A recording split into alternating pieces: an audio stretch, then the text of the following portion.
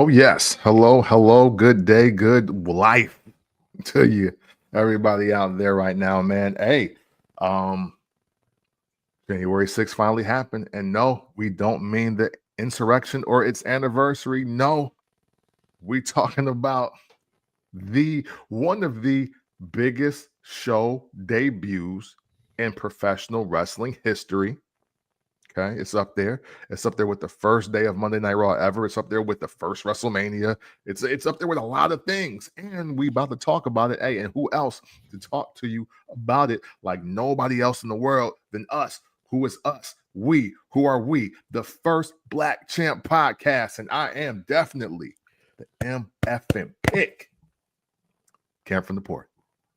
And I am JR Bank. Make sure you rate, like, subscribe, download it to the Barbershop Network, home of the first Black Champ. Make sure you follow us on everything: Twitter, Instagram, on Threads, For sure. all that shit, the FBC, POD. Go ahead and get that merch. You see Camp got the sunshine on with the belt because we celebrate Black champions, and we definitely gonna talk about that nigga who do that shit with shirts a little bit later on. But sure. since we are on the Barbershop Network, a little bit of breaking news to announce, because if we don't announce it, Scott gonna come up here and start asking questions about why we ain't announcing breaking news. Mike Vrabel is your former head coach at the Tennessee Titans. He is expected to be hired as the next New England Patriots coach. Jared Mayo got fired right after the game. Like, they didn't waste no time. It's like the game is over. The time it took them to get downstairs is the time it took them to fire that man, that black man. But Mike Vrabel, former New England Patriot linebacker, won a title with the team. I think I read something on Twitter that says that he is the 7th individual to become the head coach for a franchise that he helped win a Super Bowl with, joining the dude that he replaced, Gerard Mayo, Bart Starr, Forrest Gregg. Both of them are former Green Bay Packers legends. Art Shell, formerly of the Oakland LA Raiders, Jeff Saturday, and Jason Garrett. So for Bears fans, that's a domino that falls because he was one of the people that we interviewed for their head coaching position for the Bears. So now we have one opening closed, and now the Bears continue on their search for their next head coach. They've interviewed Mike Vrabel, the people's favorite, Ben Johnson, Aaron Glenn, both of the Detroit Lions.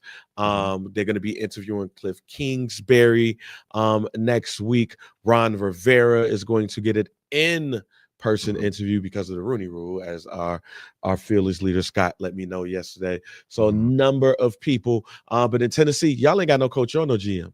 Yeah, for sure. Real quick before we get into Tennessee, because this is all news to me. I'm in the process of year 5. So, but because I've seen this on the just the timeline. Pete Carroll, what are your thoughts? Pete Carroll in Chicago. I like Pete Carroll. I wouldn't, if we don't get Ben Johnson, I don't mind him. Like somebody who's helped build the program, a Super Bowl champion, future NFL Hall of Famer from the coaching position. Like, I don't mind him. I want Ben Johnson, but if we don't get Ben Johnson, because reportedly, allegedly, Tom Brady is out there on the prowl. He is recruiting him like he recruited Giselle when he saw her on the runway. So if I wouldn't mind it if it's him, if we don't get Ben Johnson. He's not the first choice, but he is a choice nonetheless. So I ain't mad at that. I dig it. So yeah, man. Hey, look, Tennessee. So look, one thing I've learned just being amongst the Tennessee Titans fans, like the real fans, nothing like the real fans in the city.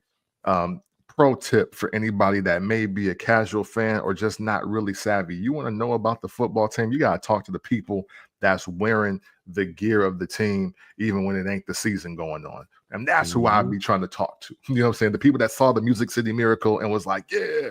And like, they love Steve McNair, even the white rednecks, they love Steve McNair. You got to talk to them. Okay. And Eddie George, always. And you know, what is the two things that I've learned from Tennessee fans? One, they were like, I don't know about firing Mike. That don't seem like the biggest. That don't seem like the best idea. And 2 was, can't we just get Derrick Henry more help?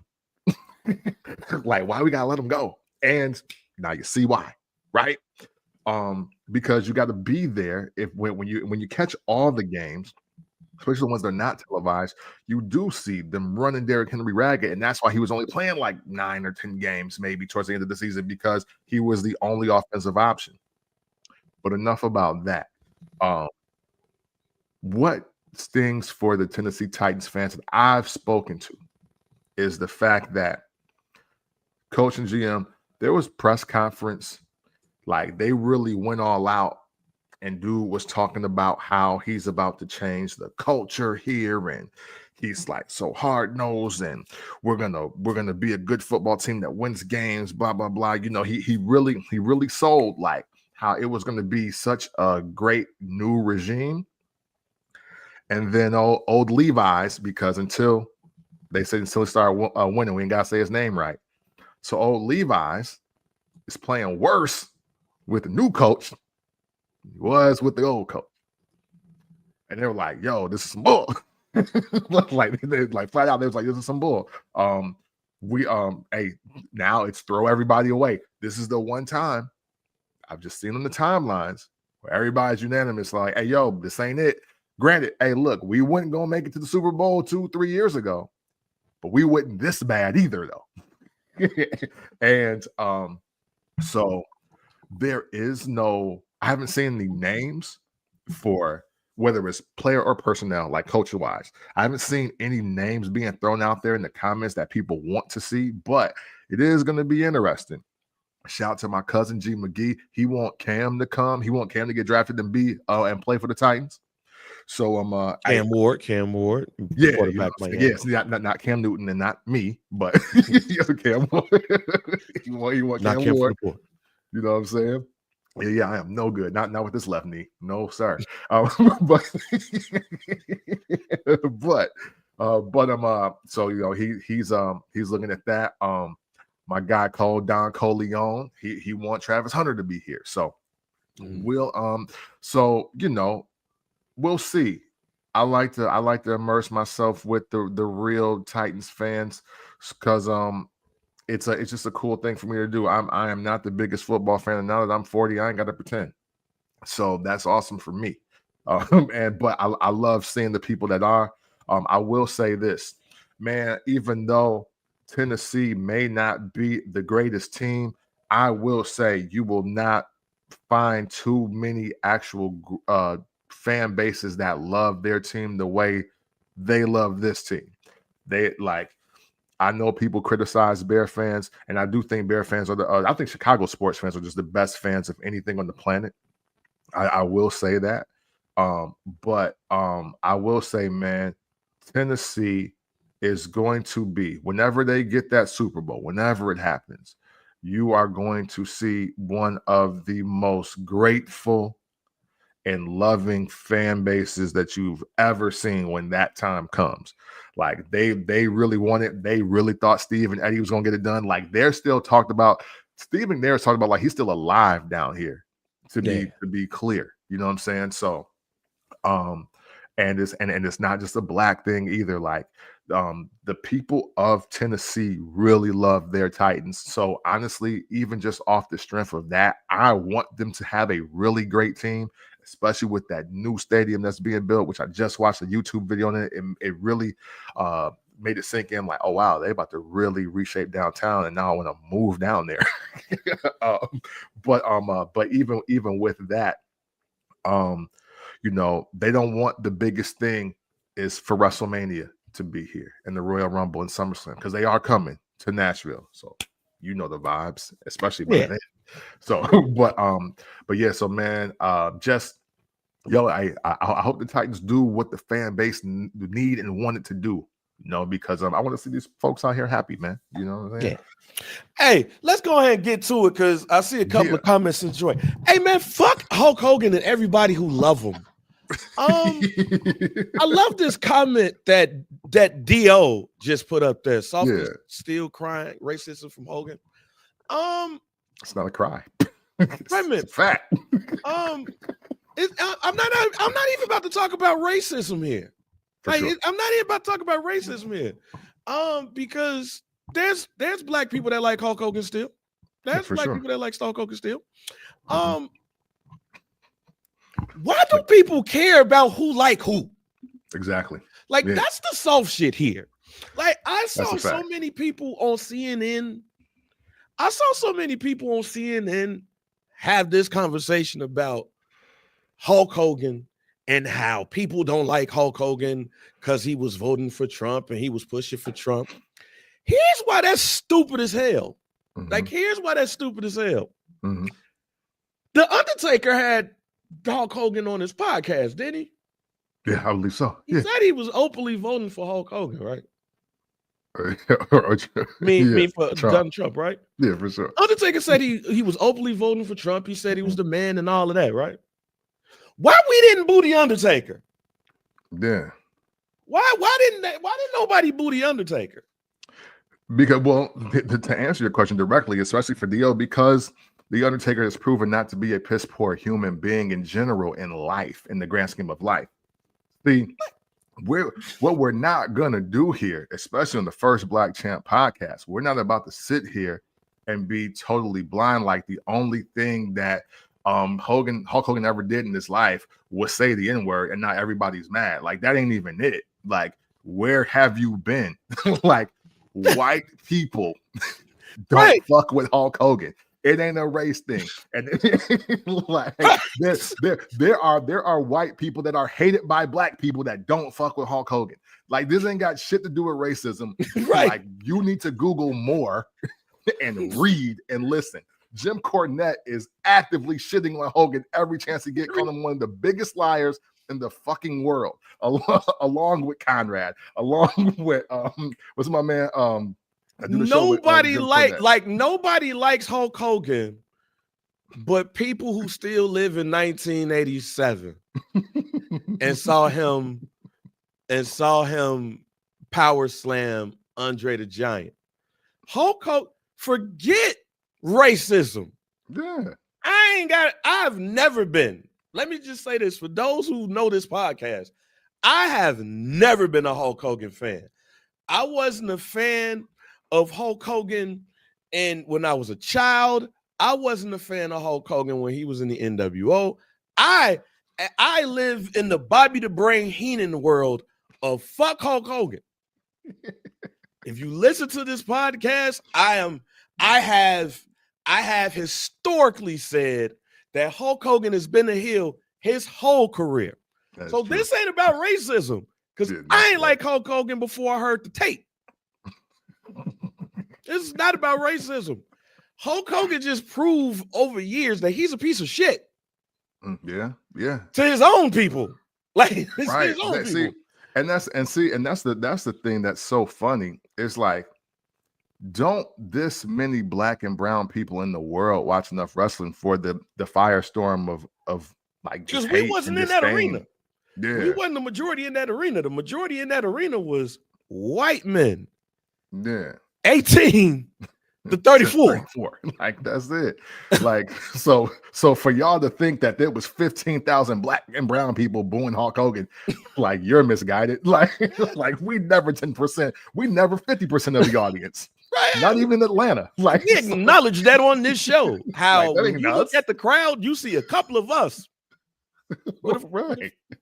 Like, yo, it's a reason why you can see O'Shea Jackson Jr. very clearly in the crowd, because he's one of the few black people in the first 4 or 5 rows. Like, so it ain't just us, and it's bigger than just racism. Like, that's, you know what I'm saying? No, that's Dio, no. Hold on, it is not. Because why didn't we boo the Undertaker? I'm gonna tell you the difference between the Undertaker. Fuck all that shit, Cap. I'm gonna tell you the difference between the Undertaker. I'm gonna tell you the difference between him and Hulk Hogan. Hulk Hogan is not cool anymore. Yeah, he's not. He's literally not. Like, honestly, Hulk Hogan, at least I can, for somebody who's never been a Hulk Hogan fan, I can at least admit that was a time where Hulk Hogan had motherfuckers praying, training, and vitamins. Me. You were one of them. Facts. But what we have to acknowledge here is that Hulk Hogan became a caricature of himself at a certain point in his life and became a lame. Yeah. So again, let me finish. Okay. Let me I want to ISO pinpoint real that quick. time too, but go ahead. Do you think? But I'm a ISO real quick. Is there people who love Hulk Hogan? Yes, I just acknowledged it. There's a lot of people who love Hulk Hogan. And is there people who hate Hulk Hogan because of his support of Trump? Yes. But I guarantee you this, it is not because of that, because if that was the case, he would have booed, they would have booed The Undertaker and every other wrestler that supports Trump. Yeah. Logan Paul, they don't hate Logan Paul because he's a Trump supporter. They just hate Logan Paul because of YouTube. Yeah. And there are other wrestlers that support Trump. When are we going to admit that one of the lamest things about wrestling, when you look in hindsight, is saying your prayers, taking your vitamins, and all of that shit? Yeah. Hulk Hogan literally became a character of himself and been lying about shit he ain't got to lie about. Like, Hulk Hogan is the epitome of lying to kick it when he ain't got to. Yeah. And to answer your question directly, the moment that he became lame is literally when he banged out homeboy wife on camera and then was like, well, no, that was Hulk Hogan. That wasn't Terry, or that was Terry and it wasn't Hulk Hogan. Like, bro, you're the same person, bro. What are you talking about? What you talking about? Like, and hey, look, on the Trump thing, last regime, right? I think that was culpable. Here in 2024 into 2025, hey, look, Hogan threatened to body slam Kamala Harris, and that clip didn't go viral. So it ain't got nothing to do with Trump at all. We need to stop that. That ain't Hulk Hogan. Unfortunately, over time, after WrestleMania 18, he's been on a fast track to hell as far as popularity is concerned, and revealing that his life is just the ultimate shit show of him literally trying to hang on to the 80s fame and not adjusting and not being cool. Because, hey, look, for all things considered, we should think Ric Flair is kind of lame. We don't. But the reality is he's a 70-plus-year-old man who damn near died, who's now on his like 5th divorce and is dancing in the club with young bitches he probably can't even get it inserted in. We still love him. Yes, and I know we who love Ric Flair. I love Triple H. I know who Triple H voted for. Right.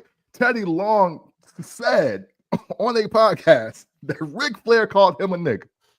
And I still love I have not wavered on Ric Flair one bit. I've not wavered. We need to stop this. Sometimes you're just a fucking goof. Yeah. Like at the end of the day, it's about we're not gonna comment. I like this. We're not gonna comment after this last thing with DL. We're just gonna let him. Yeah. Just gonna let him rock. Highlight the audience change, not Hogan, because that's literally the point, my brother.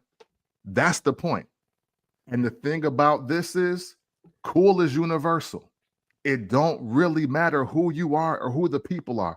Cool is cool no matter who it is received by. Like, that is the thing. Steve Austin, the character Stone Cold Steve Austin, will always be deemed as cool. We are now, 24 years removed from the inception of the Attitude Era. Steve Austin still looks fucking cool. We can, again, John Cena, even in this era, even after being called a big box of Fruity Pebbles, even after everything The Rock did to make him not look as cool, a lot of people still feel that John Cena is cool.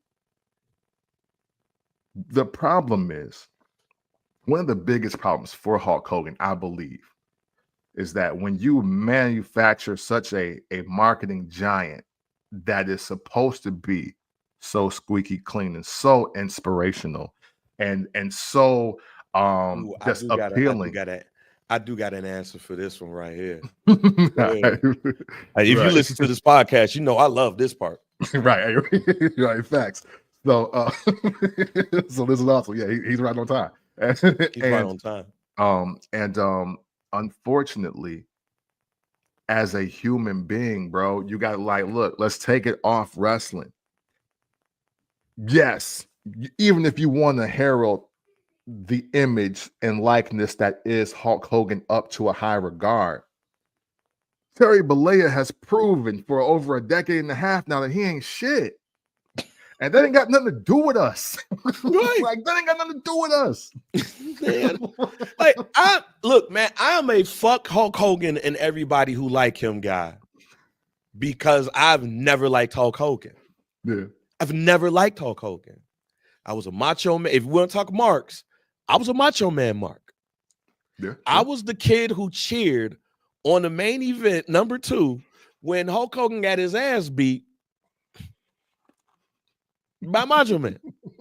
So none of what this is going on this chat really don't pertain to me, because I hated this man ever since I saw him.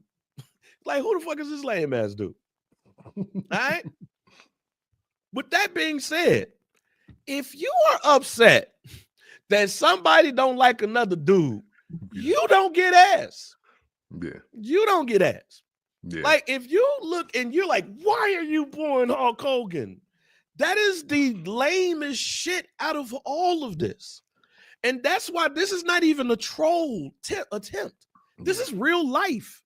If I decide to boo Hulk Hogan and you decide to cheer him, that's okay. Yeah. But don't put racism or Trump or none of that when the top people in the WWE that we see on TV every day. This is about me, fam. This is my podcast. Now, that's when you shut the fuck up. All right. Now, when you look at Paul Levesque, he was at the Trump party. Yeah. We ain't booed Triple H for that shit. We didn't boo The Undertaker. We didn't do none of them. At the end of the day, people look at Hulk Hogan for what he is. At this point in his life, in his career, he is a clown living off shit in 1987. People see that. People know that. And it wasn't just younger people. Yeah. We are looking at people who grew up with Hogan and saying, yo, you didn't grow, you didn't change with the time. Yeah. You went back to that lame shit and you living off of that. Hulk Hogan is just like the Dallas Cowboys. Hulk Hogan is, you talking about the Miami Hurricanes? He's like the Miami Hurricanes. Hey, wow, go crazy. Shout to you. It's like a lot of shit that was popular in the 70s, in 80s, in 90s, and they just didn't grow with the times. I live in Chicago. Hulk Hogan is like the Chicago Bears. You was the shit then, but right now you're still hear me out, Camp, because this is something we've been talking about. Because Bears love. I mean, okay. Right. Hear me out. You're living off of tradition and shit that happened in the 80s, but you ain't did shit. You ain't won shit. You ain't been successful at shit. Okay. Hulk Hogan took his ass to TNA.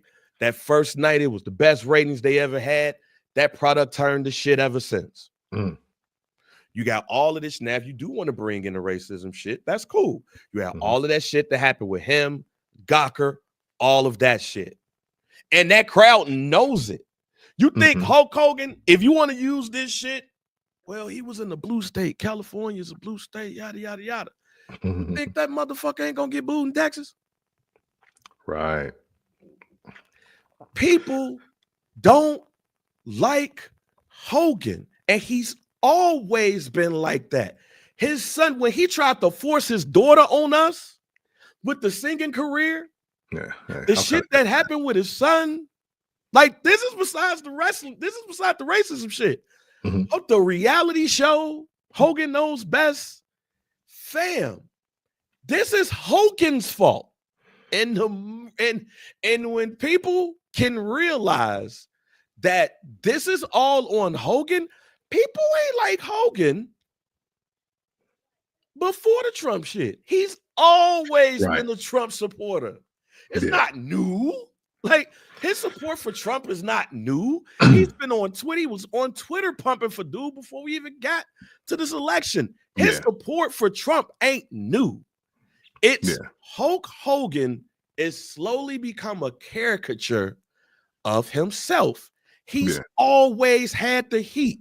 Now, if you want to say that the Trump shit was cherry on top of the election, you can say that it was the cherry on top.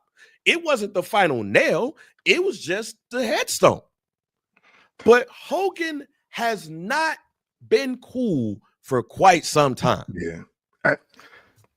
Here's my thing on the Trump piece, just real quick, because wrestling fans. It did now. Wait a minute, before you say that, Real American Hero, like Real American theme song is a bop. Yeah, that's fire. Fuck Hogan, but that is still like top 10 theme song for me. Yeah. I sing that randomly. That's the only reason why I've ever liked, like, if I ever liked Hulk Hogan, that's the only reason why I like that. Like, that song right there. That's it. Yeah. Shout out to Rick Derringer. He got the slap. That ain't got nothing. Cena should come out to that at WrestleMania. I don't care. So they should change it to Chad Gable's music. I'm fine. Like, it don't matter to me. Yeah, it don't matter. But see, and this is one of those rare worlds where, like, we are in a parallel universe, being the WWE, right? The WWE universe, as we talk about Hulk Hogan, right? Because on one hand, the relationship of Trump with the McMahons and just the WWF at the time is stemming all the way back to the 80s. Who was one of the biggest stars at Trump Plaza ever? Hulk Hogan. So there is, like, it can't be new heat, because if you look at some of Hogan's greatest moments that were also some of his greatest wrestling moments, they took place at a Trump venue. So that ain't that. I think now, if you want to conflate the fact that, new people that maybe haven't watched wrestling since 97 have now seen Hogan at the RNC talking about how he was going to body slam Kamala. Okay, that's maybe 2% of people, if anything. That ain't got nothing to do with how the other legends, staples, and just legacy acts in the world of professional wrestling as a whole feel about them. It's the old wrestlers. It's the new wrestlers. It's today's superstars. It's the greatest managers ever. It's everybody in the pro wrestling community that collectively don't fuck with Hulk Hogan. And this is coming from somebody that's not a fucking Hogan hater. Like, I'm not a hater. Man, the only people that like Hogan is Jimmy Hart and the Nasty Boys. Yeah, and he sent Jimmy Hart clean off. And Brian Knobbs is his cousin. Like, but yeah, I felt bad for Jimmy Hart seeing that, because Hogan knew what he was doing. See, this is the other shit. Hogan knew what he was doing. He let that music hit. He let all that, the graphics go up. Jimmy Hart coming out here waving the flag like he reminiscing the Dino Bravo days. And he waving that flag, and then Hogan trots himself out there like a wounded horse, and then got him and his man booed out the damn building. That's what's crazy. That's the nasty work. Jimmy Hart was like, "This ain't got shit to do with me." Yeah. This ain't got shit to do with me, huh? Hey. This ain't got shit to do with me. Like, there's probably, let's do this real quick. And you know what? Dio, I'll ask you this question too.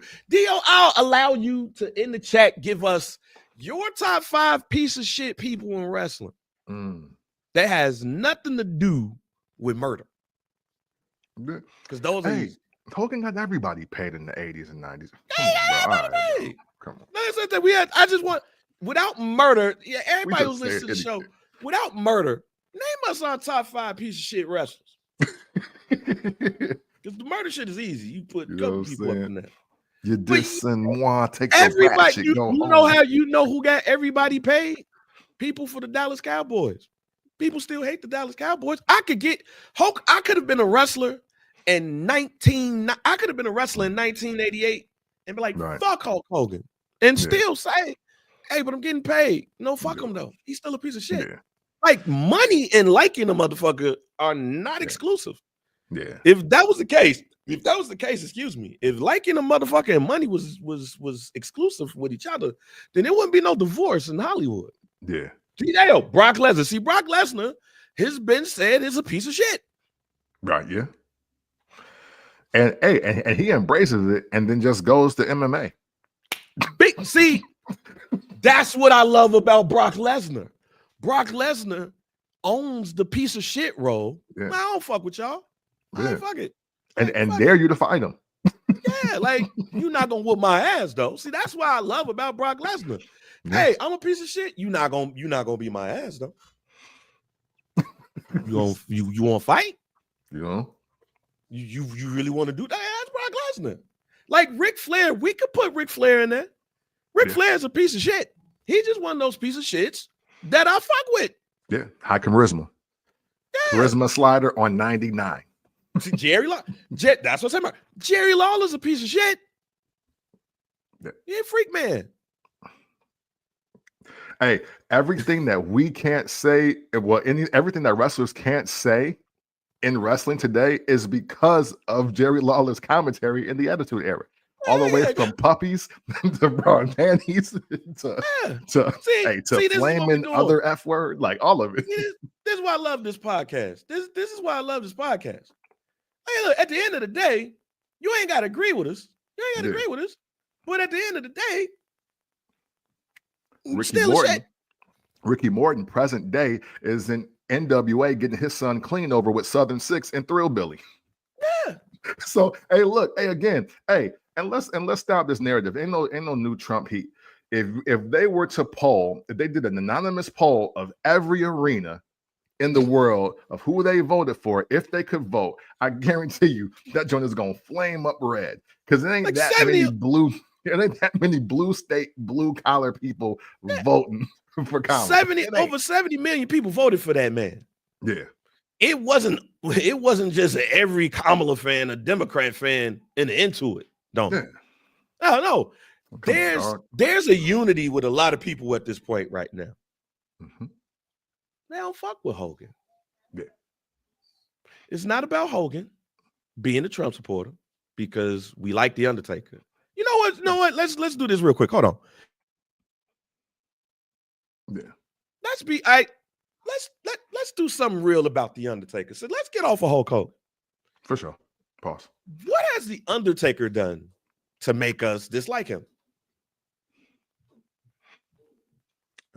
Hey. I can't think of it. I can't think of the thing. He's a Trump supporter. Yeah. He openly wears sometimes like paraphernalia that people would be like, yo, I don't know about that. That motherfucker, yeah. Hey, Undertaker was showing up to meet and greets and to protect the thin blue line. Yeah. hey, I think he was in the Blue Lives Matter at a meet and greet. Yeah. Hey, The Undertaker wild. But hey, look. But you know what I love about The Undertaker? BSK. A unique group of friends. Mm-hmm. Like you can't tell me that there you go, Donnie. You can't tell me that The Undertaker ain't 12. You can't tell me The Undertaker ain't 12. It's a fact. It's a fact. And could Undertaker not? I don't think so. Let me just say this now. I don't think Undertaker's racist.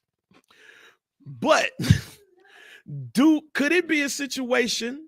Could it be a situation where The Undertaker only like the black people he know? Oh, yeah, for sure.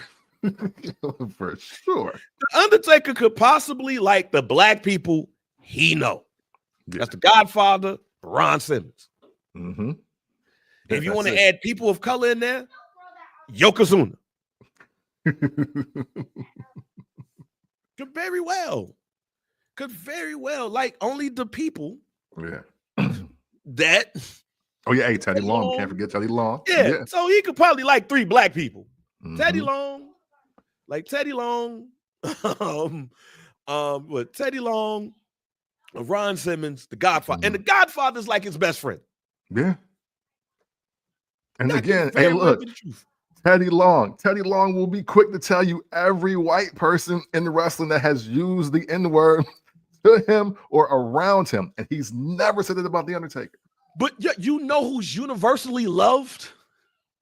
The Undertaker. Yeah. Like The Undertaker. Damian Priest, who's Puerto Rican, The Undertaker popped up behind him. He was like, oh shit, The Undertaker gave me advice. You know who The Undertaker loved and is like, why the WWE ain't doing more with him? Omos. Yeah. The Undertaker is a Trump supporter. He's not a piece of shit. Yes, right. Because not every person that supports Trump is a piece of shit. They're Right. not. And and everybody's not racist. They're not. We gotta stop narratives like that. When you tell The Undertaker that Omos is trash, right. Yeah. Hey, talk to Mark. Talk to Mark. I'll give you another one. You know who I thought was a piece of shit, but turned out to not be a piece of shit? JBL.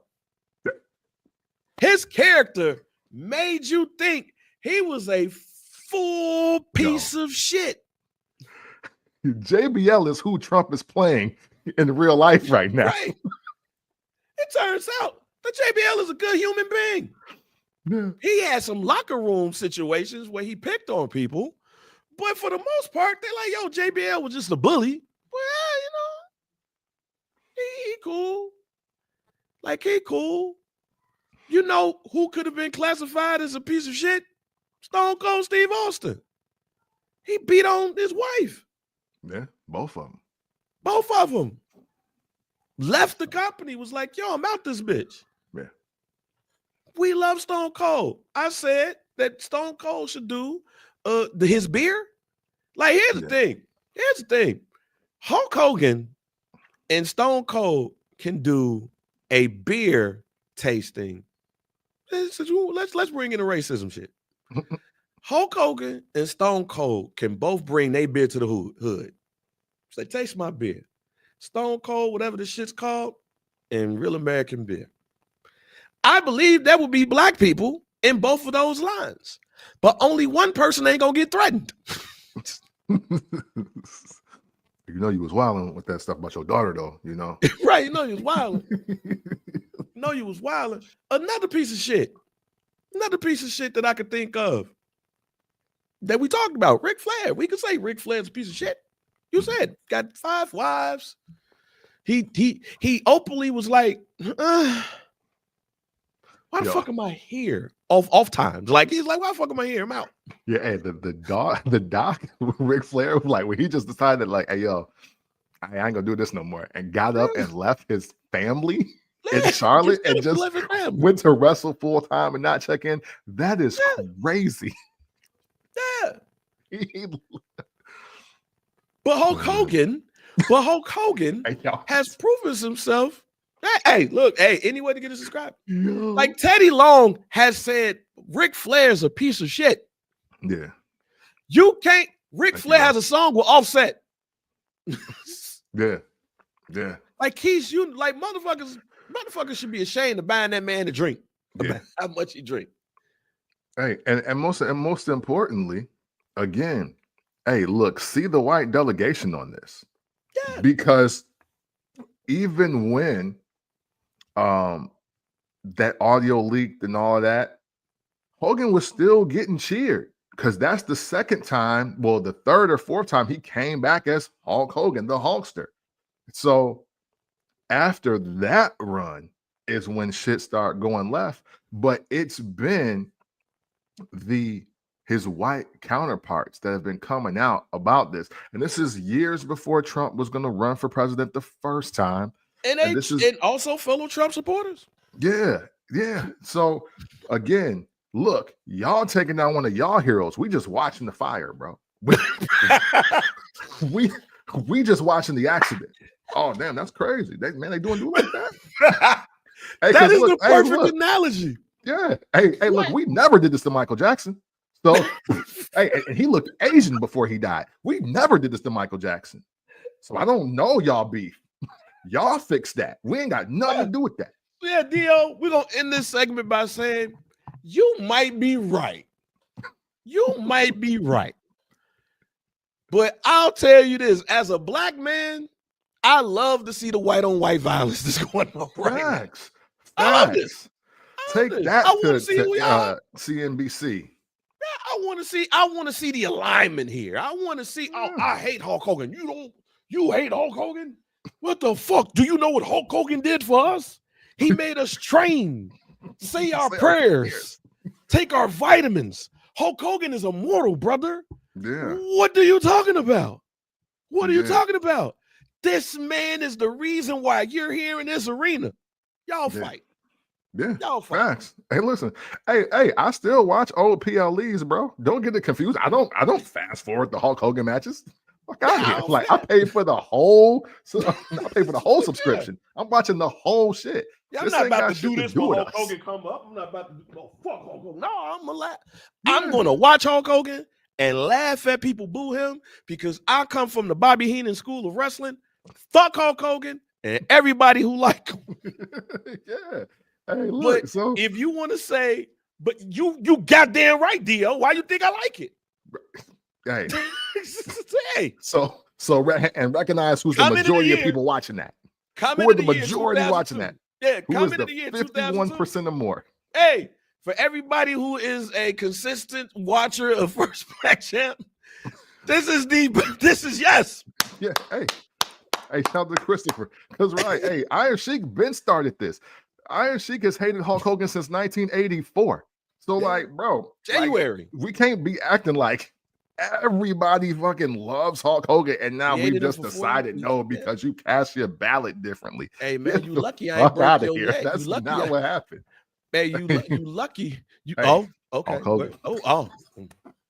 Camp. Hey, Hulk Hogan.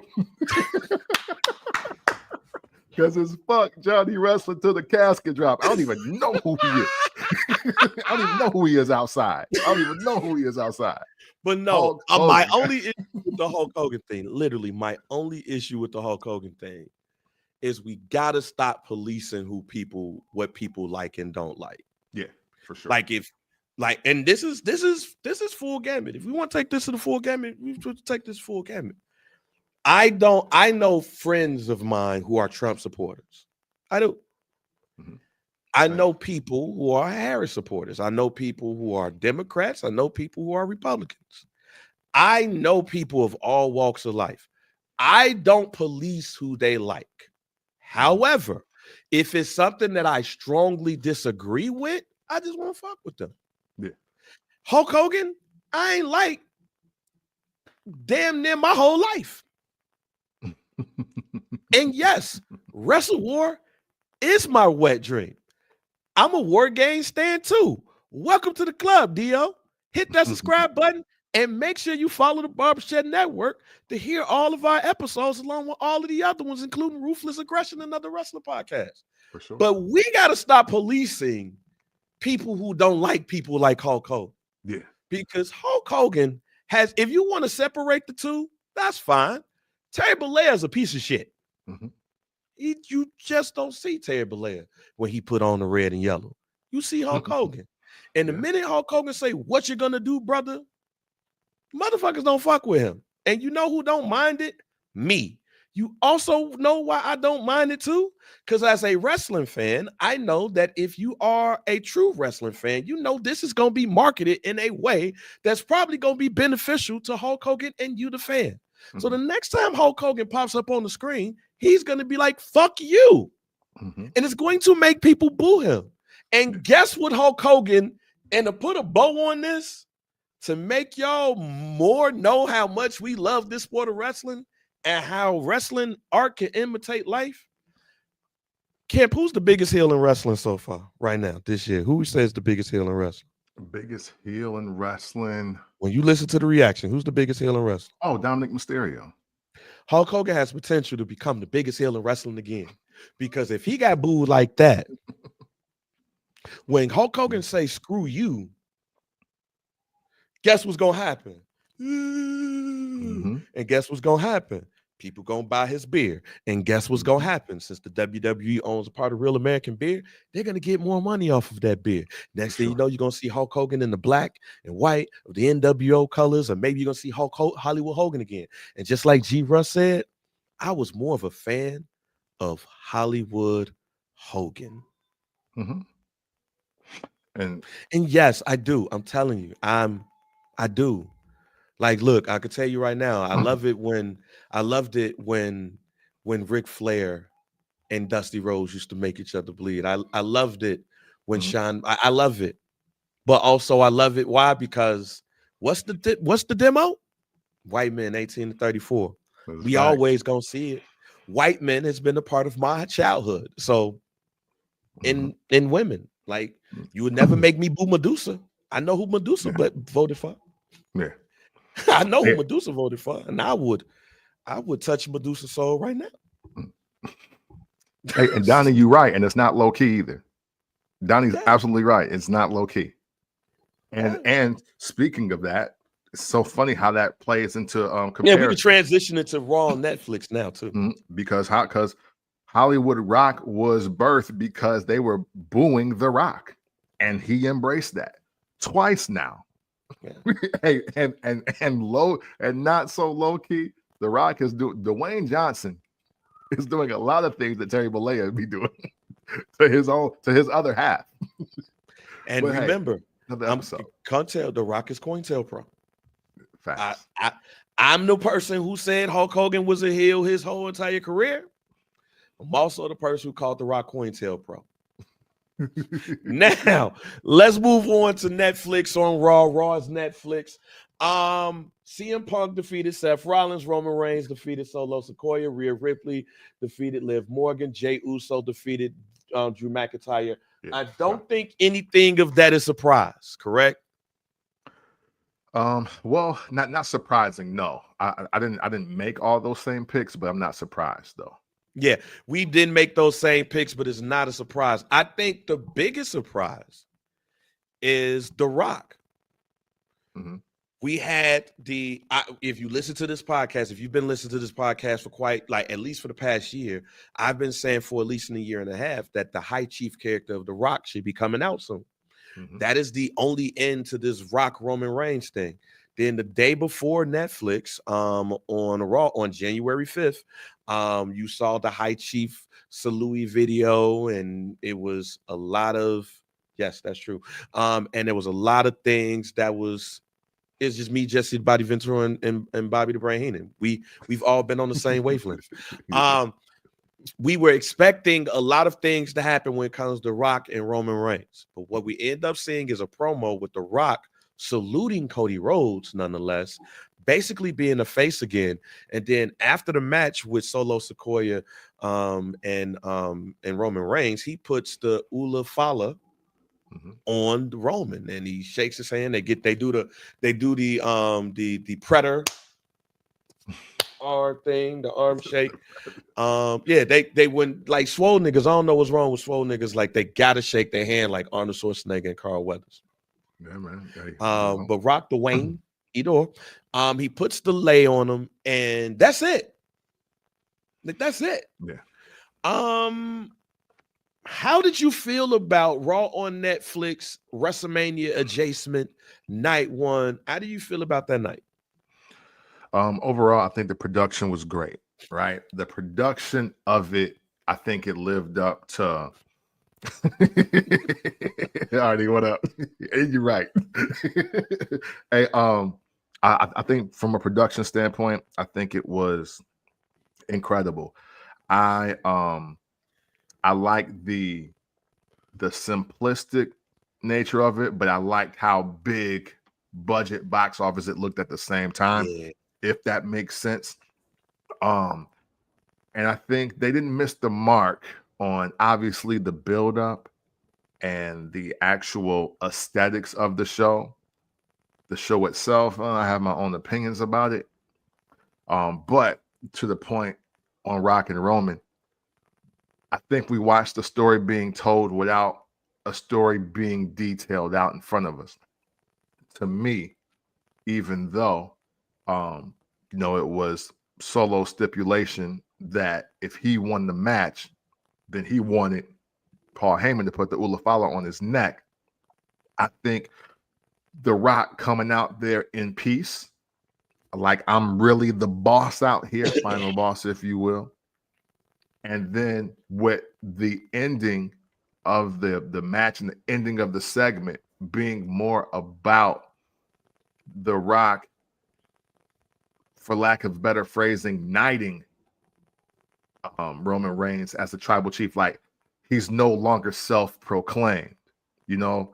And I think that's the story being told. I think The Rock established that he is the high chief, and the fact that I am the high chief. Hey, look, I know we've been talking about this Ulafala stuff the whole like year or whatever, or until last year. And I know that, you know, you called yourself the tribal chief, and yeah, your pops and your uncle, and we see all that. But hey, look, but now I'm the OG though. So now when I say it, this is really what it is. Now can't nobody take it from you because I've placed it on you. Pause if necessary. But that's the story that I'm reading into with that. And it does have me curious about what is going to happen next, because I was expecting vengeance. I was expecting rage. I was expecting a lot of people to get their ass beat the next time we saw The Rock. That ain't happened. So now it's got me looking at that segment a lot differently. I was bored. Outside of the pomp and circumstances, look, me and Dio ain't agreed with a lot today. We agree here. Mm-hmm. The production was great. Sure. Like, this felt big. This, as a wrestling fan, as somebody who's been watching wrestling since 1986, mm-hmm. as a 4-year-old to now, this felt like a huge moment for the sport. And when they opened it with The Rock, when they opened it with The Rock, I was like, yeah, this ain't about to go the way that I think a lot of people think it's about to go. Mm-hmm. And then when I'm starting to hear Rock talk, and he mentioned Roman, when he name dropped Roman and stuff, I was like, yeah, we definitely not about to get what we thought. Now, some of the interference you can expect, the match felt like a WrestleMania match. For sure. Like, let me say this. I felt like this match was WrestleMania quality. But the ending is what I was not expecting, only because of the way that the bloodline thing has been pushed. We're going to talk about this a little bit later in the show, because we've been talking about how Solo has not felt like what he has been pushed to be. But somebody in the bloodline has definitely felt like that. We're going to see what happens with that. Sure. I got some questions. But that match and the way that it did not end the way that I expected it. And that's cool. But it felt empty, because The Rock does not need to anoint Roman Reigns for anything. He didn't. Like, The Rock, when they was in Philadelphia after the Royal Rumble, yes. But Roman Reigns is the greatest in this generation. He didn't need The Rock to anoint him for shit. So I would have loved for that particular storyline to keep going. And, never know. Some shit might happen. But for it to go to Roman Reigns getting the Ula, and then on Friday say he's entering the Royal Rumble. So, okay. Hindsight, right here. Scenario. What if they're telling two stories? Family business and wrestling business. Because remember, hey, look, we're the podcast that's adamant about, I don't want to see no tribal chief title. Like, this can't be no belt you just win.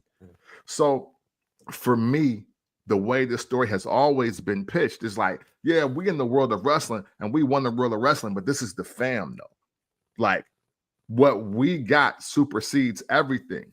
Now, granted, Roman Reigns is doing all this as the champion, but he's also did a very good job of separating the aspect of, yeah, I'm the champ, but me being the champ is how the whole family eat. So with that, I totally understand what you're saying, especially with the Philadelphia callback, because that does make perfect sense.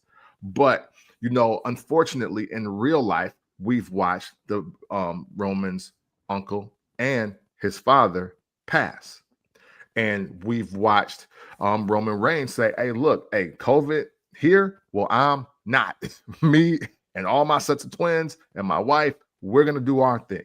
And then he comes back randomly at a at a SummerSlam, becomes the champ, starts this run. I think even as Rock was even promoting last year about blurring the lines, I think they're doing a really good job of blurring the line of their family business versus the wrestling business, and that's why it does make sense to me that he would do this. Because the other thing that we don't want to see is The Rock. Well, I'll put it this way: the one thing I don't want to see is The Rock turning into Mr. McMahon and then already saying, "Hey, Roman Reigns got a bye to night 1 or night 2 of WrestleMania because he's the tribal chief and I've made it so." So I don't care what champ he want to face. I don't care who win the Royal Rumble. I'm giving Roman the bye. We'll see him in April. I don't want to see that either. So Yeah, no. So I do like the aspect of now that it's solidified amongst the family. I am the tribal chief, and that's just what it is. Now let me go back and get what all started this and why you, the wrestling fan, care about it now. I do like that story.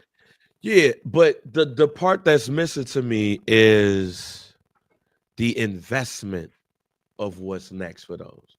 There's nothing to get me invested back into this bloodline storyline. Forget anything else. It felt like to me that the bloodline storyline is done. Roman Reigns is the original tribal chief. He's the only tribal chief. And then after that, it is what it is. This is done. Now, if you're telling me that we are about to move on from the bloodline storyline, that's great. Like the storyline is like perfect example. Either you move on. This is my thought. Either you move on from the bloodline storyline, or you reset the bloodline like you did after Shawn Michaels versus Stone Cold. I dig it. One of the two. Either kill, and you didn't kill it on Friday. So either you kill this shit or you reset it. This leads me to SmackDown. To fast forward a bit. Jacob Fatu on SmackDown on Friday, that shit was the Jacob Fatu show.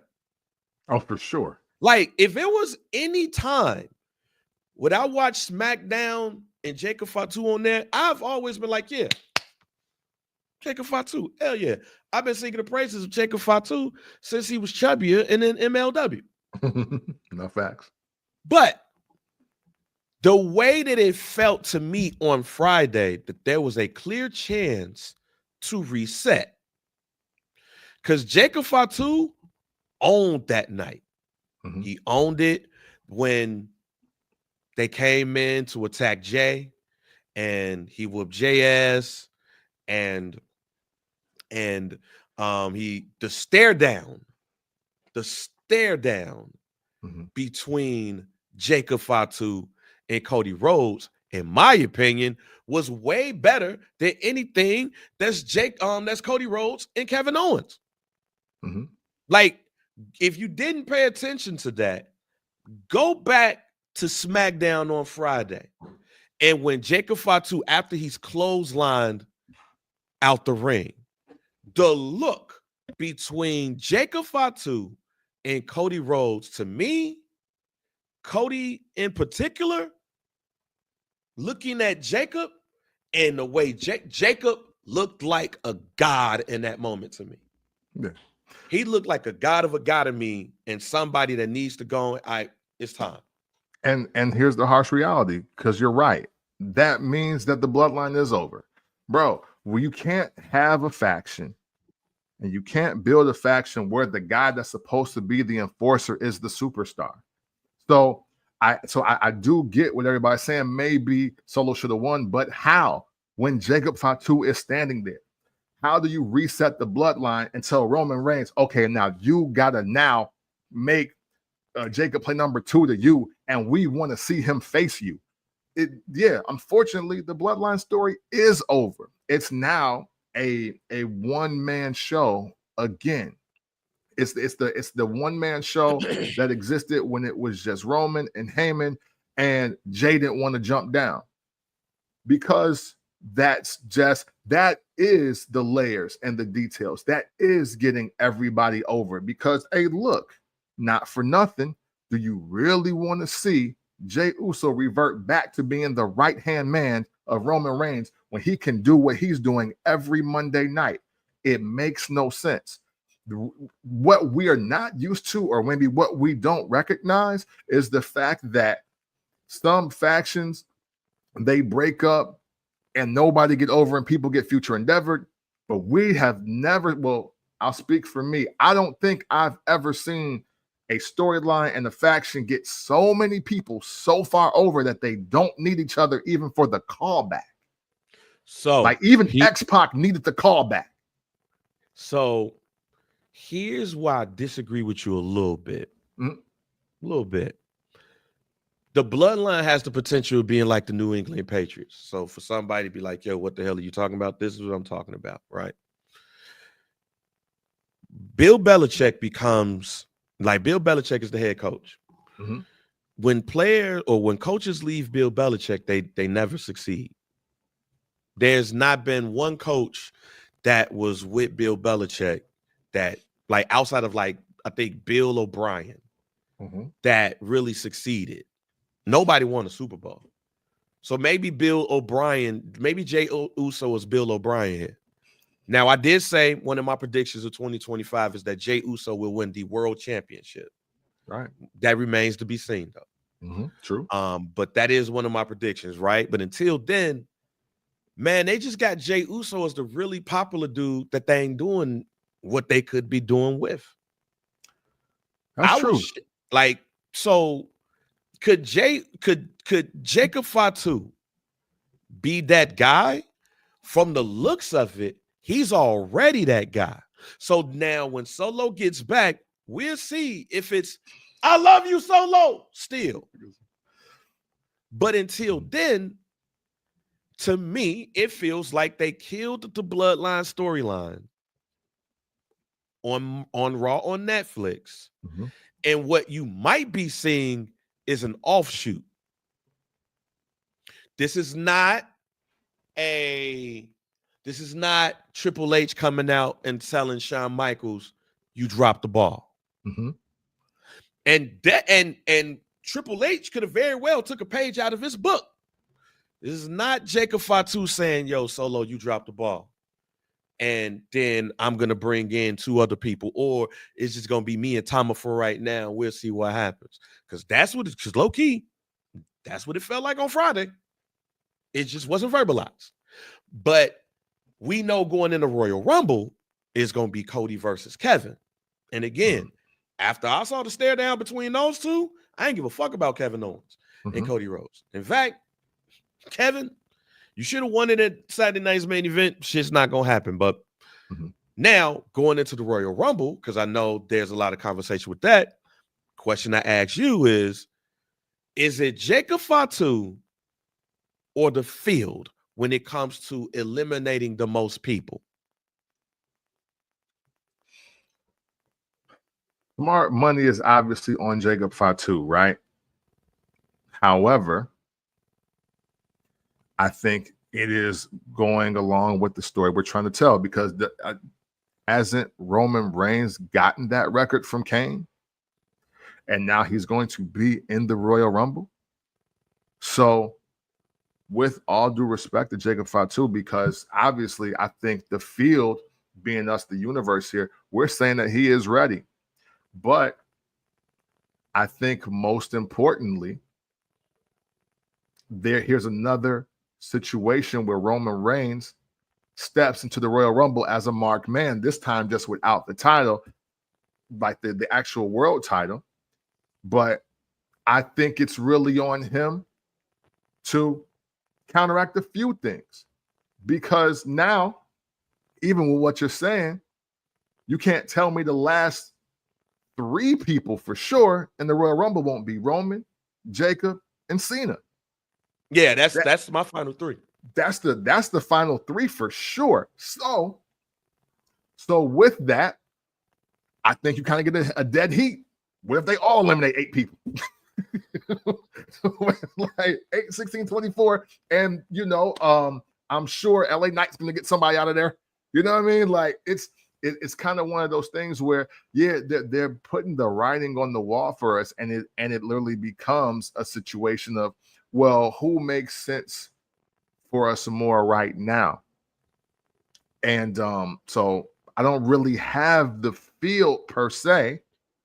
I got Jacob, Cena, and Roman being at a dead heat, because that is that, and with Gunther not being in it, that just seems to be the expectation for me. I do think Jacob Fatu is going to eliminate the most people in this Royal Rumble. Like when Jacob Fatu gets in, business is going to pick up. Jim Ross voice. And I do believe that those 3 are going to be the final 3. Maybe even add in Punk as the 4th. Like CM Punk. Because here's the thing, and I'll bring back up what I said on last week's show. I wouldn't give Cena the Royal Rumble win. He gotta earn it. Yeah. Like he gotta earn it. I do not have Cena winning the Royal Rumble, but I do have him in the final 4. Yeah, for somebody who has not won a match in how many days that he has said, like he can't win the Royal Rumble and get back on track. Like, no. If Cena's gonna be full time, if he's gonna be full time, they say he's supposed to be full time. Yep. If Cena's gonna be full time, Cena needs to lose the Royal Rumble, and he needs to earn his way into a title match. I also believe, I'm still sticking to my Roman Reigns, Seth Rollins, CM Punk main event for one of those titles. Like Gunther's I don't think Gunther's gonna have the belt for Royal Rumble, because after they had already said Cody versus Cena seems like the likely matchup. Like he has to earn that. I don't think he should win with Cena winning the Royal Rumble. Like he needs to, he needs to win that, earn his way into the Elimination Chamber, and know that this is his last chance to win the Elimination Chamber. I got you. Between Roman, CM Punk, one of them got to win the Rumble. Yeah. Which is probably going to be Roman. And you think that like somehow, some way the title's going to drop. And maybe CM Punk goes into Rumble as the world heavyweight champion. Maybe he goes in, like maybe Seth, or maybe CM Punk, or maybe Roman Reigns. Like maybe Roman Reigns. Because I'll tell you right now, I'll spend good money to see Roman Reigns versus Gunther. I'll spend good money. And we know Gunther's not going to come out on top of that shit, Paul. But I'll spend good money with Roman Reigns versus Gunther at like Elimination Chamber or whatever pay-per-view that's between that. And Roman Reigns gets the belt, and CM Punk says, hey, that favor, if he wins, hey, that favor, there it is. Like, he owe him. So I think it's more likely that we get Cena versus Cody Rhodes, if that's what everybody is saying. And not a lot of people have moved on from that. Yeah. And it's Roman Reigns versus CM Punk as the other main event. I, however, believe that the true main event of Mania is Seth, Roman, and CM Punk. You see how You see how CM Punk looked after he lost that match? Like, you saw how he looked? Like, I lost to this bum ass nigga? Like, yes, that was like hot. we talking about looks. Seth Rollins was looking like, man, I lost to this bum ass nigga. And CM Punk, like, motherfucker. Seth looked extraordinarily pissed. Yeah. But he don't like none of them niggas. Like, he don't like Roman. And to see him with that that interview the other day, just say like, yo, these people wouldn't be who they are without me. That's the main event. The person, if we want to be technical here, none of this shit is going on without Seth Rollins hitting Roman Reigns with the chair. That's a fact. If we literally all the way about, down to it. If we want to talk about long-term storytelling, this goes back to what you saw in person in Indianapolis. Yeah, Survivor Series 2012. This goes back to even the Shield debut. This is long-term storytelling at its finest. I believe that a triple threat between those three, instead of Seth Rollins not being involved in the WrestleMania main event at all, is something that should happen and adds more intrigue, because none of them like each other. This nigga Roman Reigns was like, they was like, yo, what about Seth? And he looked like, fuck. Like, fuck, I barely like him. Right. Fuck hey, you definitely sold me on the first triple threat match since the first time I saw one. I don't like triple threat matches. I ain't gonna cap to y'all. I'm cool with triple threat matches. I'm not necessarily cool with triple threat matches in big joints like this. But when you have three people who legit don't like each other as wrestlers, like their characters hate each other, and the connection of these wrestlers. And even you said last year you felt like it was better to have Seth and Roman in the main event. For sure. I still stand on that. They have not missed when you do that. Seth versus Roman straight up. They do not miss. When you get the fact that Seth Rollins won his first title the way that he did over Roman, like their connection to me is too connected. It's too tight. The way that everything going, it is too tight. You have to look at the long-term storytelling, especially even if you look at the whole War Games thing. Like, man, I ain't even want to fuck with dude. And we going up against a dude he hate. I don't want to see, even though his shit's fucked up, and he said, yo, I ain't gonna be back at WrestleMania, so fuck all of that. But I would not want to hear or see Seth Rollins versus Bronson Reed if Bronson Reed was healthy. Oh yeah. I wouldn't even want to see that. Yeah, nah. I need to see those three in that. If CM Punk is owed the favor, let me just say this. If CM Punk is owed the favor, he don't win the Royal Rumble. He got to get in some type of way. He got to get in legally. He got to get, maybe there's some chicanery that goes on to where CM Punk is out and he like, nah, Paul, fix that shit. Maybe Seth is the winner of the Royal Rumble. Seth won the Royal Rumble. Hey, you know what? I think we're due for a couple different things. I think we're due for a Royal Rumble winner that we can't just call, even though Seth would be a good call. But I also think that we are well overdue for an elimination chamber title change. I do think that above all else. And yes, Dio, we've been saying that for a while. Dio, we didn't agree. We didn't agree on a lot of shit today. But the fact that you brought up Vader, we fuck with you for that. You know, for sure. Hey, welcome. This is a Vader Stand podcast, by the way. For sure. But while everybody is paying attention to the Royal Rumble, I'm paying attention to the Elimination Chamber only because this is the first year in quite a while where they can't just wild card us with like 2 picks. Like 4 or 5 guys right now as we sit can win either title and it be totally justified, whether it's performance, whether it's heat, whether it's just good booking for WrestleMania.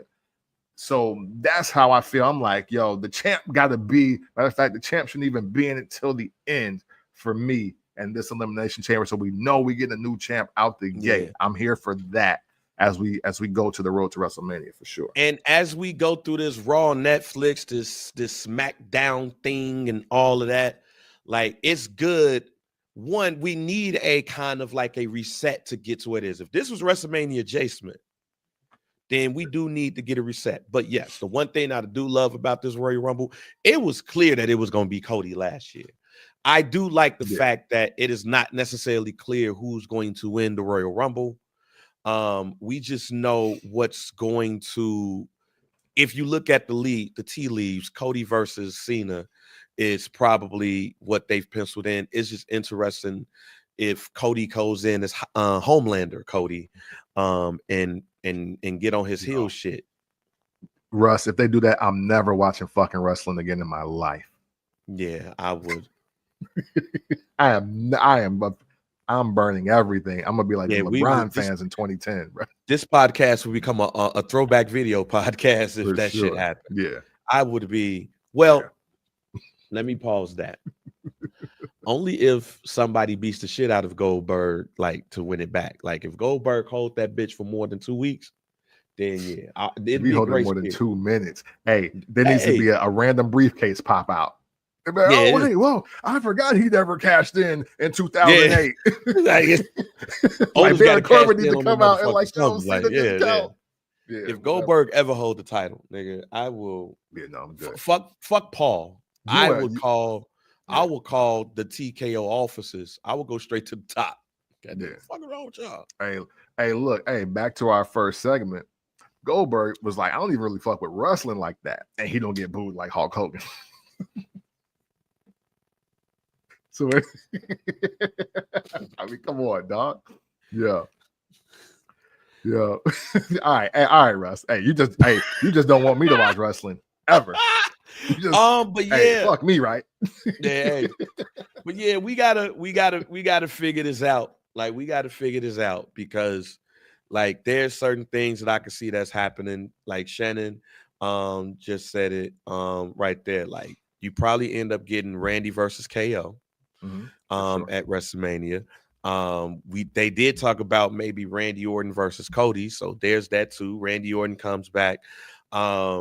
Like, what if surprisingly they do something with Jacob Fatu?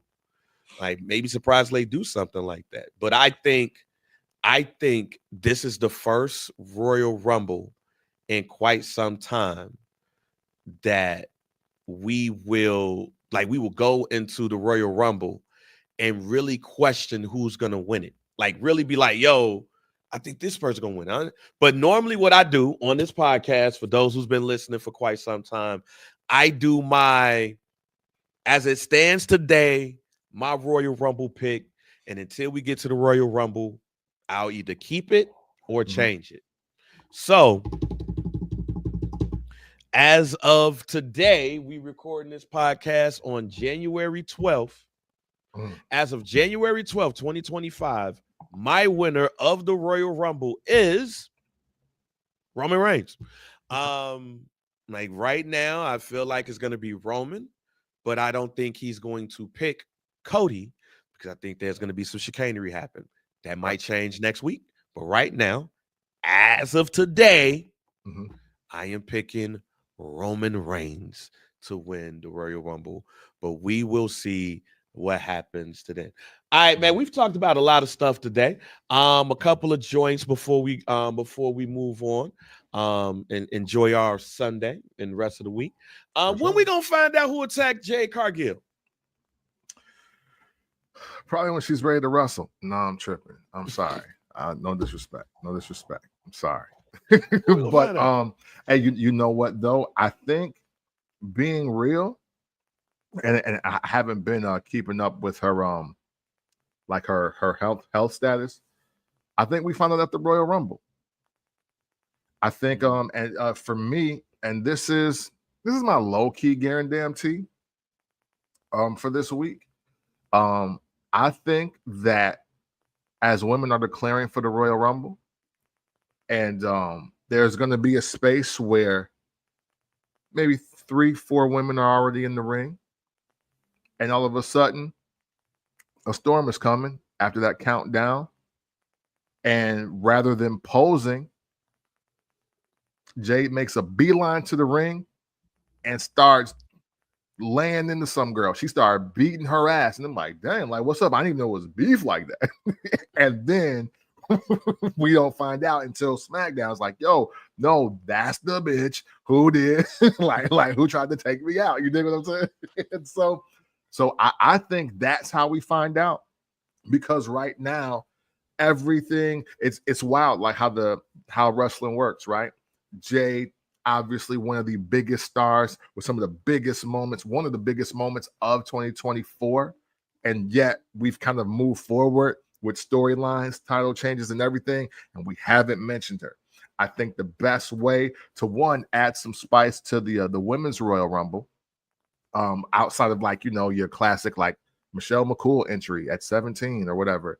I think this is the best way to get like storyline developed for her, to have her telling a real story, which can build up enough excitement, suspense, or whatever have you to WrestleMania for her, or at least to a prime spot at an Elimination Chamber. Yeah, I don't even think it's worthy of a guarantee anymore. It's clear to me that Bianca Belair did it. Like once last night happened, I was like, yeah, it's Bianca Belair. Because if it was Naomi, she ain't benefit from the shit because she ain't won nothing. Bailey's gonna lose the Tiffy next week. It has to be somebody that has not had a chance to go up against somebody, in my opinion. So yeah, I think you're right. I think your low-key guarantee is high-key going to happen. Jade Cargill is going to enter the Royal Rumble, and she's going to tell you about who she beat up, who is the person who whooped her ass. And that who is going to be the person. I think what's going to happen is, first of all, in the women's Royal Rumble, I don't want to piss y'all off, y'all, but I don't want to piss Camp off too. But right now, as of January 12th, my pick to win the women's Royal Rumble is Charlotte Flair. Oh, nigga, you lying. I'm good. I'm cool. I ain't even heard shit you said. All right, for sure. It's all good. It's cool. You know? So yeah, I think right now, it might change. It might change. It might be fucking, you know, Alexa Bliss. It might be the hell, but right now, my pick as of January 12th to win the Royal Rumble is Charlotte Flair. And Charlotte Flair picks Tiffany Stratton for that. But what I believe is going to happen, to add to your low-key guarantee, is Jade and Bianca are going to eliminate each other. Yeah. And hey, I definitely see that. It's gonna be the what was it? Piper and Jake and Rude, or whatever that was. Like, it's gonna be one of those kind of moments. Macho Man. Yes, and there you go. One of, I think it was Macho Man and Jake, whatever. But he was like, man, fuck, I don't give a fuck about this Royal Rumble. I'm whooping your ass. But yeah, that is what I believe is gonna happen. I know Camp don't like that. But that's we're gonna find out who did it. And Naomi would have had to win, or at least win it and lose it to Tiffany, in order for me to be like, yo, it was her who did it. Bailey is going to lose to Tiffy on Friday. Nia's already lost the belt. Yeah, I think it's clear that Naomi, Bailey, and Nia ain't the one. It's Bianca, unless it's somebody else that's gonna debut. Like, unless somebody's gonna say it was Roxanne Perez. Like, get the fuck out of here. Like why? Like, why was it Jordan Grace? Like, why? Like, she did it right before TNA episode. Like, what the fuck? Like, nah, it's Bianca, and like our man and like our man Dio said, and I said it here on the pod. See, Brando. Hogan Warrior.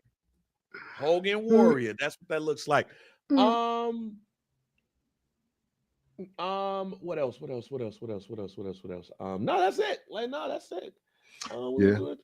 Yeah. Hey, you know what? One thing I want to say real quick, because I do agree with y'all on the actual show itself being very lackluster. That Raw on Netflix, that is. Hey, yo, what I want to do, what I want to see is just a wrestling fan. I want to stop hearing new names for hardcore matches. Tribal Combat was a hardcore match. All right, like just call it what it is. If we're not gonna do anything that is special in detail, out like literally everything that happens in a hardcore match happened, or no disqualification, no count out. There must be a winner. It's the same shit. Tribal Combat just looked like your classic TLC kendo stick trash can run in finish. Like, come on. Like, if we're going to hey, we might as well reactivate the hardcore title, because that is literally the only thing that it was. And that, for me, if we're gonna call it Netflix Mania, if we're gonna say that the first Raw on Netflix is gonna be of epic proportion and we're gonna have all these different things, then you gotta give me more specialty for your specialty match, even if it's not for a title. You know, they put more effort into botched weddings on Raw in the 90s than they did into this Tribal Combat match both times. Because the one that Jay and Roman did, that was just a regular, another hardcore match or another Hell in a Cell match, whatever it was just that. Like, if you're gonna sell us, the audience, if you're gonna sell us on how great this is, and this was always my worry. If y'all remember back in December, I'm like, yo, they ain't got to call it like, WrestleMania level. We ain't got to do all that. Hey, yo, give me In Your House. In Your House used to go up. I would have been cool with Netflix on Raw being like the first 5 In Your Houses. I was here for that. Like, when you oversell it with the WrestleMania level and you give us a hardcore match to kick off the show, and then just a good old-fashioned grudge match to end it, it's like, like, dog, I'm grown. You ain't gotta do all that to me. And for me, I ain't gotta do all that to me. For me, I've told y'all Tribal Combat at least need to have a tribal elder in that motherfucker. Like, maybe it's Rikishi and 2 other folks. Like, maybe the ring is not there. Maybe we have some fire around that bitch or something. Yeah, hey, they could have turned into like a lumberjack match with all Samoans, and that would have been cool. Yeah, like, fam, like, it needs to be a tribe that's there. Like, what was the shit that goddamn the little ugly tall nigga had? What's my man's name? The ugly tall dude. Great Khali? Yeah, there we go. Ugliest wrestler of all time. Man, like when he had his little bamboo shit, like, it was bamboo. Like, the Punjabi prison match. Yeah, the Punjabi. It was the worst looking shit ever, but like, at least we. Exactly. I was like, yo, I can't even see what's happening here, but hey, at least it's something I never seen before. Yeah, never seen before. Like, I agree with you. When are we going to see again the match we ain't never seen before? Right. Don't mask a no disqualification, no count out match with all that shit. Like, don't do like WCW used to do with us in the 80s and early 90s. Like, here's a Chicago street fight. Yeah. Here's a New York street fight. Same 2x4. Yeah, same chairs. Like, but again, we are the same podcast. We are the same podcast that said what we said, which was, hey, man, if y'all watch WCW in the early 80s or early to late 80s, like, hey, man, look, if you're going to do these hardcore matches, have motherfuckers come down to the ring with the wife beater, the blue jeans with the cowboy boots and tape fist. Yeah, for sure. Do something. Like, do something different. Like, at least WCW. One thing I say about WCW in the early 80s, in the 80s period, if it was a hardcore match, motherfuckers didn't come out there with their wrestling gear. Yeah. Motherfuckers came down with some Wranglers, some cowboy boots, a wife beater that signified the city that they was wrestling in, and some tape fists. Absolutely. They bled after the first punch. Yeah, that lets you know what I'm Dusty saying. Rhodes Oh did my this God, shit. And And next Jim thing Ross you know, going crazy on the motherfuckers, commentary too, though. Oh my God, he's he's busting them wide boom. open. It just did this shit. And no, Chicago niggas wasn't wrestling in cowboy boots. Yeah. The Road Warriors was. Actually, no, they came fresh from Gold's Gym. Yeah, they wrestled in the cowboy Bengal boots Tiger pants and Asics. That's what animal used to come out there. Motherfuckers in WCW was wrestling in fanny ruse. pack on. You dig what Yeah. I'm saying? Like, They was wrestling in ruse. They came down the ring. I just did 25 reps. But now Oh, I'm ready. like, they came down there with rules on, with goddamn some Zubas. The long wife beater where you can see the ribs. Yeah. And With and Hulk had the crop top the crop top sweater like like he came fresh from the swole version of Flash Dance. Like he was going crazy in the cutoff sweat shirt. Crew. Like if we gonna have these specific matches, if it's going to be basically a street fight, come as you are. Yeah, for sure. Like don't come in your wrestling draws. Like don't come like Chris Jericho about to wrestle Edge at WrestleMania. No, you gotta come with stonewashed jeans. Since everybody wearing mics now to wrestle, you gotta come with some stonewashed jeans, some mics, a t-shirt, and tape fist. Shouts out to WCW that gave us tape fist, tank tops with the thin strap, and you can see ribs, stonewashed jeans, and cowboy boots. Yeah. And as soon as Dusty Rhodes punched Tully Blanchard like this, just went back and that motherfucker Tully Blanchard fell and he started doing this. And then he started bleeding. Like, shouts out to them for that. There you go. I need jeans tucked in. Yeah, there you go. Fact. There you go, Artie. I need the jeans tucked in the boots. You know what I'm saying? So you can see the detail in the the cowboy boots. You got to do it. I need the wife beater tucked in the jeans. I need the belt buckle that eventually in the match is going to be taken off and made somebody bleed. And I need my jeans tucked in my gray and white cowboy boots. Man, hey, I'm about to fire up 2K after this. I'm about to fire up 2K after this. Oh my life. You just gonna make you a creator wrestler. Yep. You know what I'm saying? Like Buckhouse Brad got there. Like I'm doing something crazy. Hey, to Dio's point, we just gonna make white wrestlers that dress up as like. But have any of y'all watched the Buckhouse street fight? Like, have anybody watched the Buckhouse brawl on Peacock?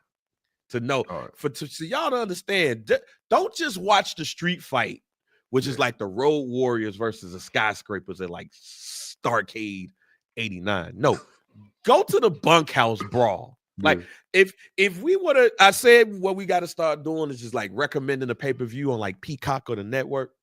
I recommend the Bunkhouse brawl pay-per-view, and I think it's 1988. You will never see all you see is white dudes look like they in a bar fight. Yeah. And it's fun. It's fun. Hey, listen. And to see that, you may have more appreciation for the APA when they were just out kicking it and getting into fights every night. Yeah. Like, it's a derivative of what they were doing in WCW at that time. I definitely recommend watching it. Go watch Bunkhouse, the Bunkhouse brawl pay-per-view. Watch Dusty Rhodes win them all. It just made you think that Dusty Rhodes was like the greatest street fighter of all time. But just watch all of them just like whoop each other's asses with belt buckles, chairs, bottles, and shouts out to coal miners' glove matches too. I don't know if a coal miner's glove actually hurt. Hey, listen. Real quick. Because I ain't gonna lie to you. If I had the internet when I was a child, I absolutely would have Googled coal miner's glove. I went looking for one. And every time my mom wanted to go on the farm and fleet, for some reason, I just felt that Fireman Fleet had coal miner's gloves in there, and I would go to the section. I'm like, no, this don't look like what this didn't look like what Dusty and Barry was looking for.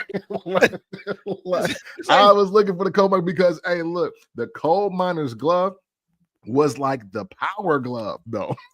Like for the Nintendo fans out there, I was like, yo, if I had this on my hand, I could kill somebody with the coal miner's glove because, man, they sold that's the one thing you never wanted to be hit with. And I'm like, oh, yo, I'm gonna put this on. I'm gonna punch somebody in the back and break it. I might break your whole face if I hit you with this.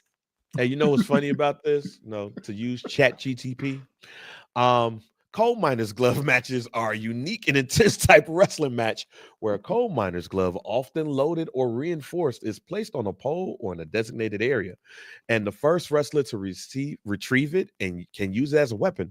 Here's some memorable coal miner's glove matches in wrestling history.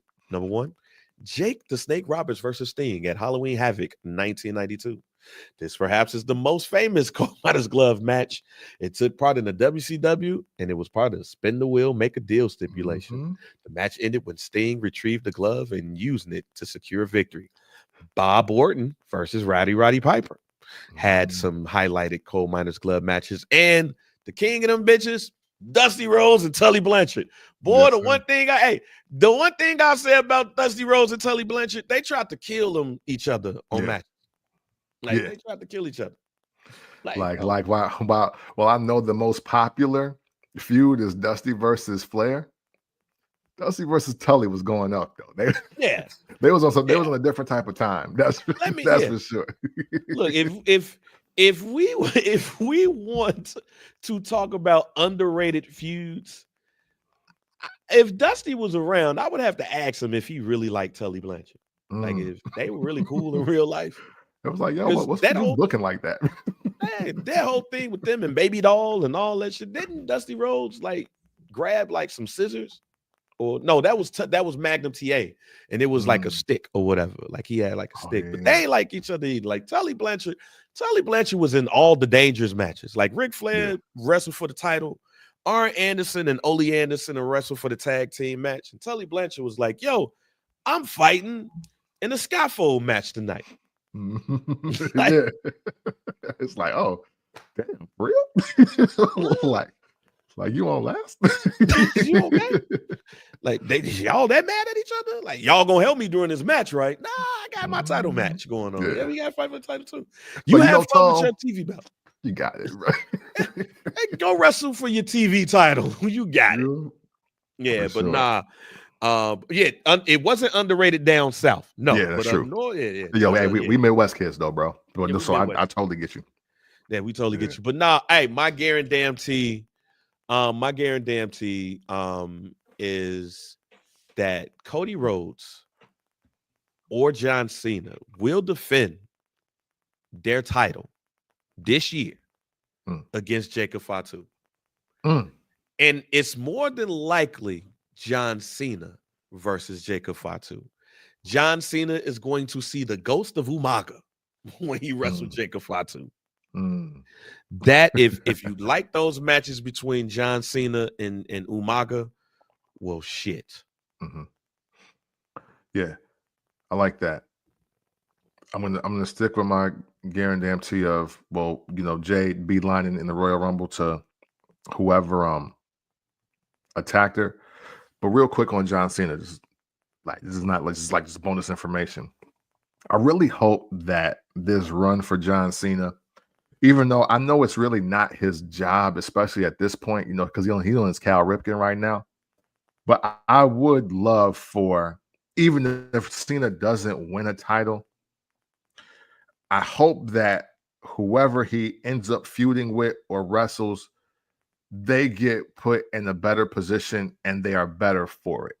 I don't personally think it is Cena's fault at all, but I think, well, it's obvious the Austin Theory WrestleMania thing was a fail. Even though he was victim of a drive-by of Samoan spikes, I don't really think the solo at Saudi Mania really helped, you know. So I'm just hoping that if they give Cena a good 8 to 10, 12 week window with a young upstart talent or with a more established talent, that at least it's a defining moment for them and they're able to capitalize off of it when he's long gone. I do want that for somebody. I imagine it's difficult because it's John Cena and now it's retirement run John Cena, but I do think that Cena has a great ability to get people over. It's been a while since he's done it, but I'm really hoping that happens on this run as well. As him just like winning titles. Yeah, well, we gonna see. But thank you all for a very entertaining episode of First Black Champ. It is still fuck Hulk Hogan and everybody who loves him. But the whole thing about wrestling is boo who you hate, cheer who you love, support who you support. So be looking for more on that. And again, if you're looking for a pay-per-view to watch and you want to see some good white-on-white violence, go check out Bunkhouse Stampede in WCW and watch wife beaters with stonewashed jeans tucked in the boots, belt buckles, bottles, and Dusty Rhodes being victorious. Shouts out to Virgil Reynolds. End us off, Cam. Oh man, hey man, we appreciate y'all. Thank you, Christopher Torres, for being a new sub, man. Thank you so much. Thank you to everybody, whether it's your first time or just the last time or your consistent time being a part of this show, the First Black Champ podcast. It is, man. We thank you. We thank you and we appreciate you, all of you, whether it's the live stream like today or in the group with your likes, comments, shares, questions, scenarios, rumor, innuendo, all of it greatly appreciated. Even if we agree, even if we disagree, hey, look, your contribution to the community is greatly appreciated and it's welcome. So please never stop doing it. All right. We sincerely appreciate that. And you should always know if you ever want to talk about wrestling in an unconventional way that you do so by checking out the First Black Champ podcast. It's the pick, VP, DOC, and we are out. Fuck Johnny Wrestling.